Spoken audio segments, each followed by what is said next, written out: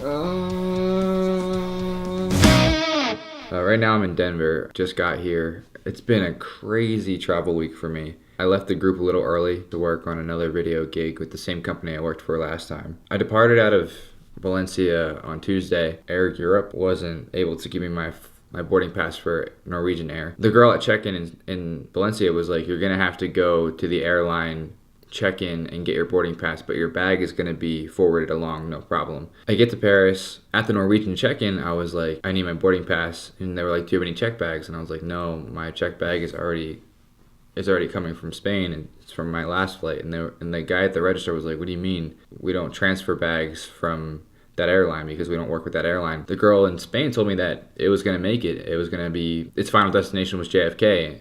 And he was like, I don't think so. And then he like walked away and talked to his supervisor, and she called and she said, they have my bag. They don't normally work together, but they're taking care of it, and my bag was gonna make it to the flight, and that I should check with them at the gate just to confirm. So I went to the gate. The guy that checked me in was there, and I was like, is my bag on the flight? Did it make it? The girl that was checking boarding passes and that guy that checked me in, they were both like, yeah, the bag's on, no problem. I was like, all right, cool, great. It was a 7-hour flight. It was actually pretty easy. I didn't sleep, just watched movies. Sidebar, I need a late pass on Life of Pi. That movie was amazing.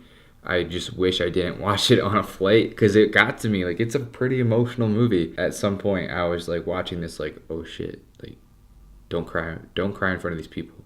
I don't normally cry. That's just, I don't know. I'd seen some reviews that it had like stunning visual effects in it, and I was like, all right, cool, I'll give this movie a try, having no idea what it was about and how amazing it actually was. But like storytelling wise, just a phenomenal movie. If you haven't seen Life of Pi, go watch Life of Pi. Anyway, the flight was good. I get off the flight in JFK and I go to the baggage claim, and my bag's not there. It took me 15 minutes just to find the Norwegian air desk because their sign was taken down because I guess they didn't want to help people. No answers for me. No one knows where my bag is. And then he's like, what's the address where we can send the bag when we get it? And I'm like, I can't pick it up here because I need to go to Boston. I'm only in Boston for one night, and then I go to Denver, and I'm only in Denver for 2 nights. I don't know when the next possible time you can send my bag, what the next address is that you'll be able to send my bag. I'm staying in LA.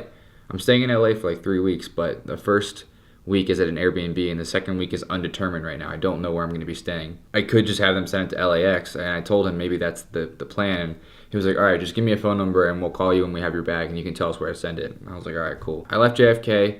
I found a place to sit and work. I worked at American Whiskey in Manhattan, had a burger, and then I went to Penn Station, and I just sat there for like 3 hours. It was impossible to stay awake. I was so tired, and my train was delayed like 25 minutes. Get on the train, couldn't sleep at all. I tried. Eventually I put my feet up and I laid down. I might have slept like an hour, and then I got to Boston. Check-in wasn't until 3 p.m. They let me check in at 7:30 in the morning, which was amazing. I had just enough time to grab some breakfast before I had to head out and start shooting for the day. The day went great. A lot of great sound bites for the project that I'm working on. It was a long day. I didn't get done until like 10 p.m. I was like so tired, like so physically tired. I went back to the hotel and dropped all my shit. I didn't bother transferring any footage or anything. I like put my batteries in the charger, didn't even brush my teeth. I was so tired, collapsed on the bed, and it felt so fucking good. It was audible comfort for like 2.5 minutes. I was just like,